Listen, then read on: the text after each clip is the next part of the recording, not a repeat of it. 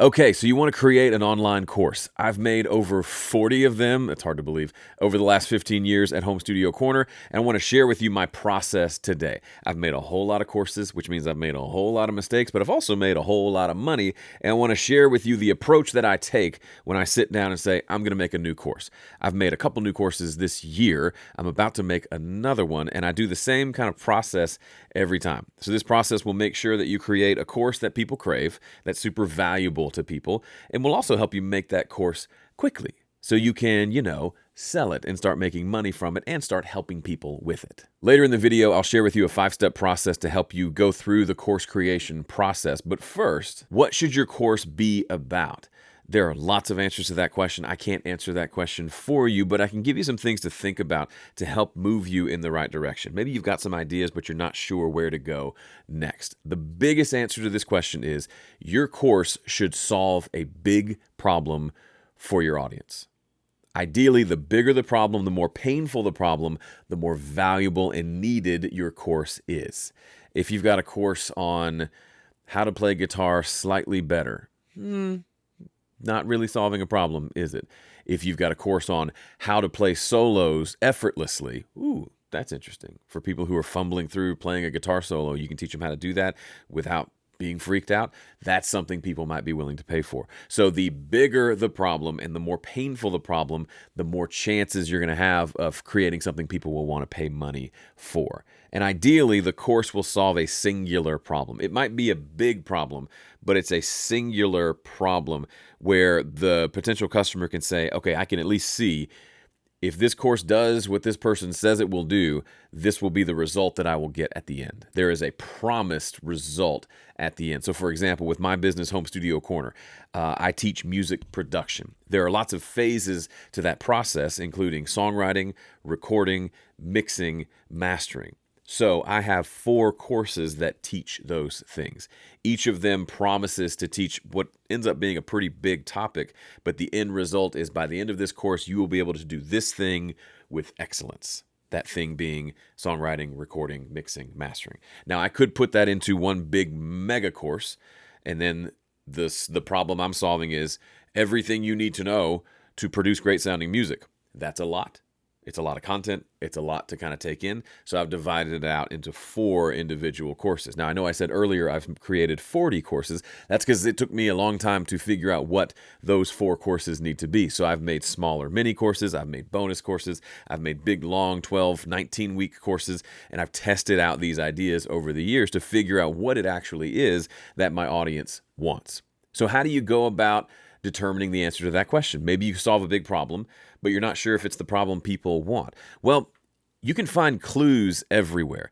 Hopefully, you're already making content. One of the best ways to find out what people want is which of your videos do people like? Which one do they watch the most? Which ones get the most traction?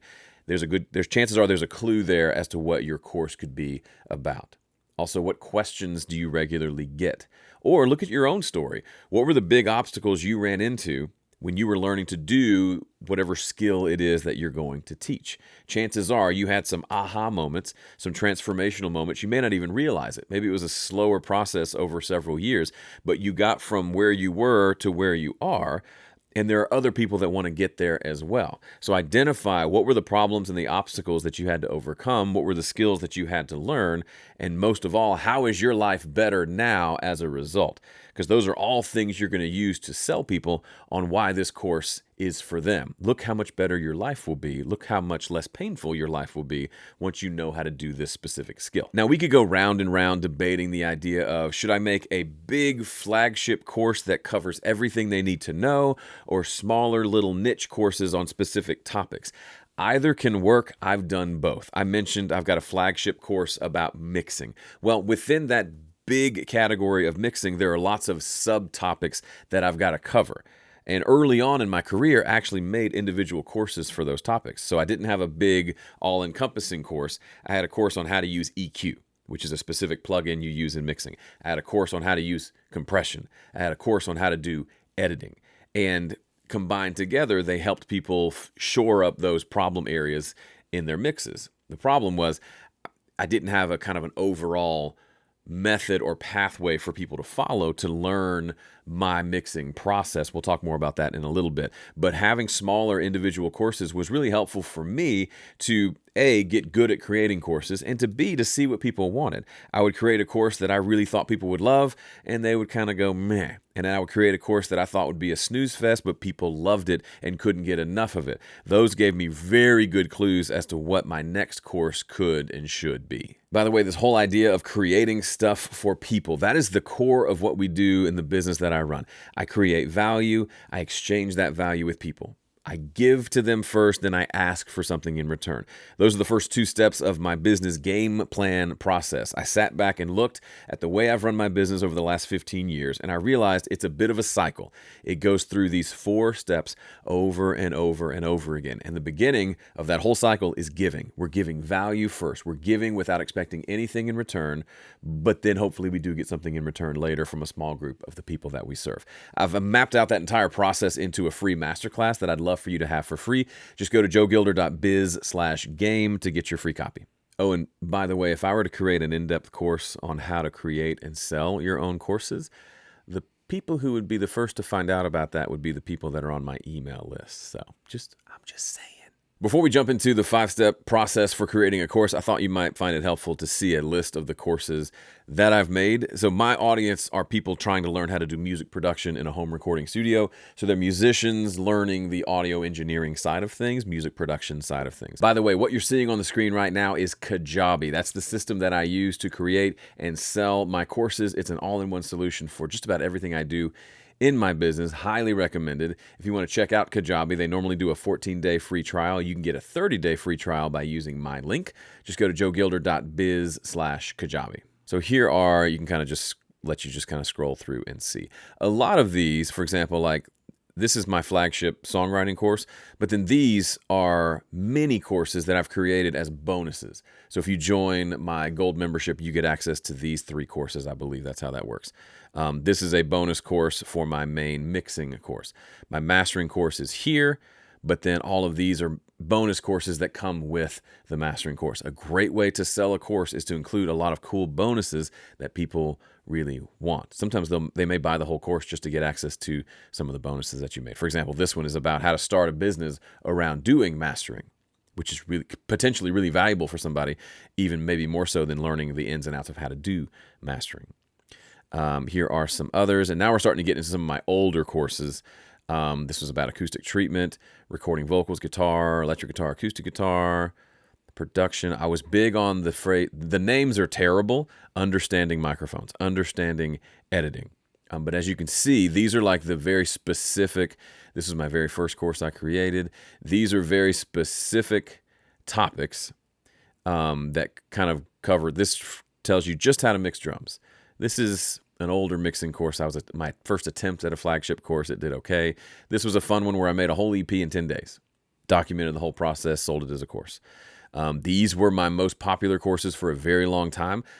Just about understanding EQ and compression. You could not learn how to mix by watching these courses, but you would learn how to use EQ, how to use compression. Those are kind of the 2 biggest tools that you use in the mixing process. Here's just a bunch of tracks to mix. There's my flagship mixing course. So just thought it'd be helpful for you to see kind of what those courses, at least what those topics are. Maybe it gives you some ideas of your own set of courses you can create. All right, let's get into some nuts and bolts of a process for creating your online course. Let's say you've got a topic, you know what the end transformation is you're trying to achieve for your customer. Now we got to actually create the material. Now, if you've been creating videos for a long time, this will feel familiar to you. If you've done teaching in other contexts, whether it's one-on-one lessons, maybe you've taught some classes, seminars, things like that, this will feel a little bit easier for you. If you've never done it before, it might feel a little difficult, but it's fun. So the first step of the process is to create an outline of what your course will be. Imagine your customer logs in and they see kind of the syllabus, the list of modules and courses, and they're kind of getting an overview of where they're going to go, what videos they're going to watch as they work through this course. We want to go ahead and figure out those videos. It's not a great idea to just fire up your camera and just start from the beginning, because chances are you'll be rambly. You will not have given it enough thought to figure out kind of what is the structure of this program, and it won't come across as it'll come across as like you just kind of slapped it together. We don't want that. We want this. It doesn't have to have super high-end production value, right? This is what almost all of my courses are. It's me, microphone, camera, and then I show them stuff on the screen.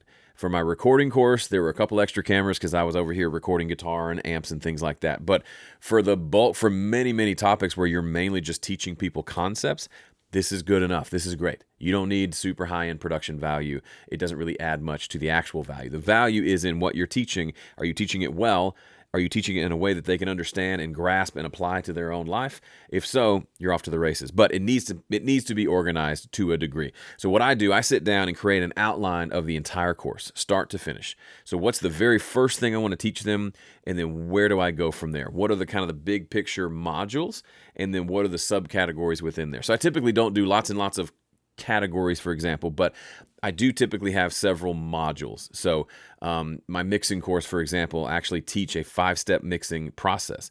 So the first module is kind of an overview introduction, has like 3 or 4 videos there. The second module is step 1, and then we go, actually, let me show you. This will be helpful. So here's my mixing course, and this is what it looks like for me. It's a little bit different for what a customer will see. But as you go through, this is getting started is the first module, and there are 5 videos there that kind of give you the big overview of, you may know some of this stuff from watching my videos, but this is kind of the core concept of what I teach and where we're going. Everything that happens after this will apply these big concepts here. So we overview the process. I tell them about my mixing journey. This is a core principle that applies to everything I do. 3 types of balance. I talk about this all the time throughout the course, so I have a dedicated video explaining that. Then we start to get into the core content of the course. Step 1, I teach it here, then I do it here. I'm teaching a lot of stuff that I teach a concept and then I demonstrate it for them on screen. That's what this is. This first one teaches it, then I teach specific things that need to be taught. For example, I can't go into showing them doing my step 1 process until they know how tracks, buses, and routing work. So I overview the process, then I teach them a concept they need to know, then I do it. So step 2 is a static mix. I teach it here, then I've got to intro them to something called gain staging and metering, then I've got to introduce phase because we're going to deal with that. These each deserve their own video. Then I do my static mix on camera and show them how I do the thing. So teach, teach, teach, do. That's kind of the flow. For this next one, the step 3 is fix big problems. I explain it here. The main 2 tools that we use to fix big problems are EQ and compression. So I have dedicated videos teaching those concepts, teaching how those tools work. And I have demonstration in those videos, but then I jump into step 3 and I'm working on my own mix and I'm using the thing I just taught and showing how it actually works in a real world environment. This is a great way to teach where you're giving a little bit of lecture, but then you're jumping in and doing the thing. That is so much more engaging than just boring like, and here's the process. Now go do it on your own. Like show them how it works. Do it, teach it, then show it. Step 4, same idea. This is the longer one. I teach it here. Then I go through and I do some work. So like I do lots of stuff here. I'm basically this is all just me going through the process. And then we get to the very end of this process and I realize, okay, it's time to teach. It's time to do some automation. That's a whole concept that people may not know how to do. So I stop and I do a video on intro to automation. I teach that concept. Then the very next video is we apply what we just learned to the thing we've been working on. And it builds on itself that way. The to-do list method, same thing. I teach it here, then I go through and I do it. And I'm kind of done with teaching at this point. I'm just doing the process. This is a whole process for teaching them how to finish the mix, how to know when they're done. I go through that process and show them exactly. And then I've got bonuses down here in addition to the core course content. So the idea is have an outline. So you should have I would say 80% of these videos, for the most part, listed out and outlined before you begin. So you know these are the things that I want to teach. Then step 2 is for every video you want to create, assign a time to it. How long is it going to take you to create that video? Everything from scripting it to setting up what you need to set up, shooting the video, editing the video, and getting it exported. How long will that take? If you've been making content for a long time, you can probably guess that pretty well. If you're brand new to this, you're going to have to just kind of guess. And I would err on the side of guessing big rather than guessing small. So, for example, for me, something like this, the 5 steps overview. I've taught this a bajillion times. If I'm going to script out and shoot this video, I'm going to give myself about an hour.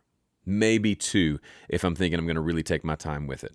But each of these videos is probably about an hour. So I will just, on my list, I'll write out next to each video idea, 1H, 30M if it's 30 minutes, 2H, and I'll go through the whole list like that. Now, there are some things you can't predict. For example, this module here, this is just me doing the process, and so I don't know exactly how long this will take and how many videos it will be. So again, I just estimate. I say, I know I'm going to teach this concept. That'll be a couple hours to like put that video together, and then I'm just going to be doing this process. And so I'll just estimate that this process will probably be, it's 20 videos. Each of those videos is about 20 minutes each.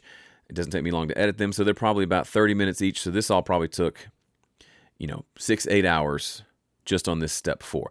And so you don't have to know everything. You just need to have an outline and then start to guesstimate how long it's going to take you to do each of those steps. If you're teaching more concept stuff and it's only going to take you 30 minutes to demonstrate it, it's not going to be one of these open-ended things like I've got here where it took me a really long time to get through this mix because you're going into something blind and you're uncovering problems and fixing them on the fly. If you don't have as much of that, then you can probably be really close in your guess as to how long it's going to take you to do each of these steps. So you go through, you get your outline. Everything in that outline, everything you're going to create has a time associated with it. Then the next thing you do, step 3, is you take those times and you just put them on your calendar. This is so simple, and people will want to say, oh no, I want to use a fancy to-do system. No, you don't need it. You've got your list of videos you want to make. You've got how long they're going to take to make them. Guess what? Now you just have to do it. You already know how long it's going to take, so it just needs to go on your calendar. So for me, my wife works with me on the business. She does a lot of the administrative stuff. So we just did this recently for a launch that we wanted to do.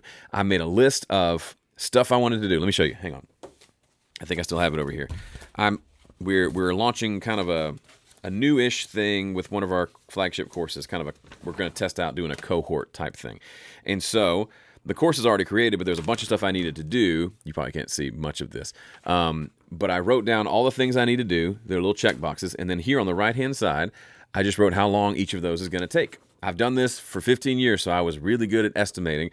And then I literally just sent my wife an email with this list and a time next to each of them and said, please plug these into the calendar. So she plugs those into any blank spots on the calendar for the next week or so.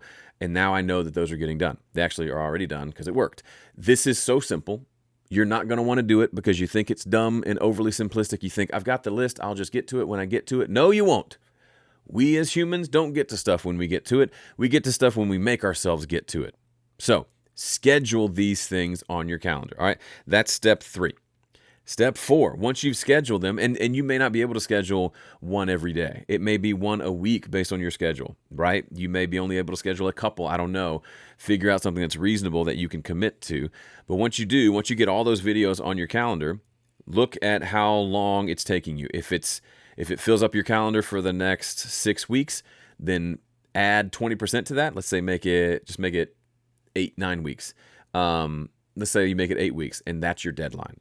So there are going to be things that come up that keep you from getting to your time, or you're going to come up with more videos that you need to make, and you want to give yourself a buffer to be able to make those. But go ahead and set yourself a deadline based on your rough estimate of how long it's going to take you, and then work towards the deadline. This is another thing you're not going to want to do. Humans don't like deadlines because they're uncomfortable. If you want to run your own online business, you've got to get used to being uncomfortable and sitting in it, being okay with it, and even embracing it. I don't like deadlines. I still don't like deadlines. They work like crazy. They are one of the keys to my success as an entrepreneur. I still hate them, but I still use them because that's what big boys do. We do hard things because they work. So set yourself a deadline. You might miss the deadline. That's okay. You'll get more done having a deadline than if you don't. And that leads me to step 5, which is as you're working through the content, expand as needed. So you set up an outline, but as you're creating the content, you're going to have more insight into where this needs to go.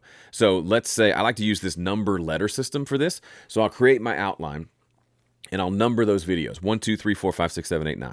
And then after I create video 3, for example, if I realize at the end of that video, I think, I need an extra video to explain this subtopic that I didn't think about before, but that's going to make a lot of sense right here in the course.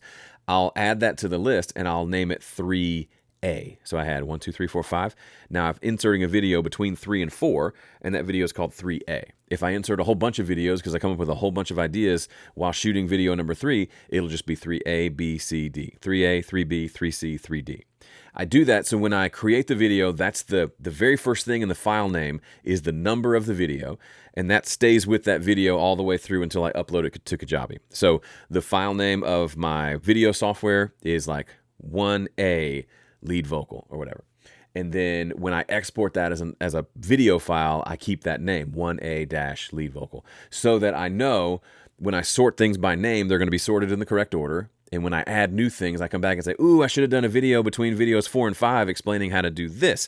I create a video called 4A, and alphabetically, it now plops itself right between 4 and 5 exactly where I want it. So you're giving yourself, one of the reasons we add a buffer to our deadline is because there are going to be things that come up that we want to create that we can't foresee until we're in the middle of it. So giving yourself a 20% or 50% buffer will give you some extra time to be able to address those as they come up. And when that happens, I typically just take everything and move it down a little bit and do the next video that needs to be done, and then go on from there. Okay, I know I've thrown a lot at you, but I've got one final tip for you. As you're setting up your course and thinking through it, be sure to give your customer a system. If they're buying a course from you, they want to walk away with something that they can easily remember that helps them remember how to do the thing that you're teaching. It needs to be a systemized thing. I just gave you 5 steps to creating your course. That's no accident. Actually, in 2 of my courses, I use the 5-step paradigm, 5-step mixing guide, 5-step mastering guide. With my recording course, I have a bunch of different kind of subsystems that I teach for how to think through the different phases of the recording process. Instead of saying, here's all the things you need to know, I'll talk about, here is the verse 2 rule. And I'll explain that rule and what it means and how it applies to your entire music. Now that's stuck in their head. It's kind of a unique thing they haven't heard before. I talk about the triangle method, which once I explain it, that visual stays in their heads. They're more likely to remember it when they go through. I could teach the same exact concept without giving it a name, without calling it a system, and it's harder for them to remember. We tend to connect to mental images and stories. So the more you can incorporate that into what you do, the better. And the more you can give your thing a system that you can list out in numbers, follow this step and then this step and this step, it'll be easier for them to consume and easier for you to teach as well. I'm not saying make up anything new. I'm saying look at the way you do the thing that you do. The thing that you're going to teach, look at the way you do it and try to break that down, chunk it down into its core components, and then teach each of those components. It'll be easier for you to teach, and they'll understand it better. If you like this video, please subscribe. I'll have another video coming up soon on how to sell your course once you create it. That's beyond the scope of what we did in this video. And if you like this video and you haven't seen my video on how I make $25K a month from my YouTube channel, go check that out right here. Thanks for watching. See ya.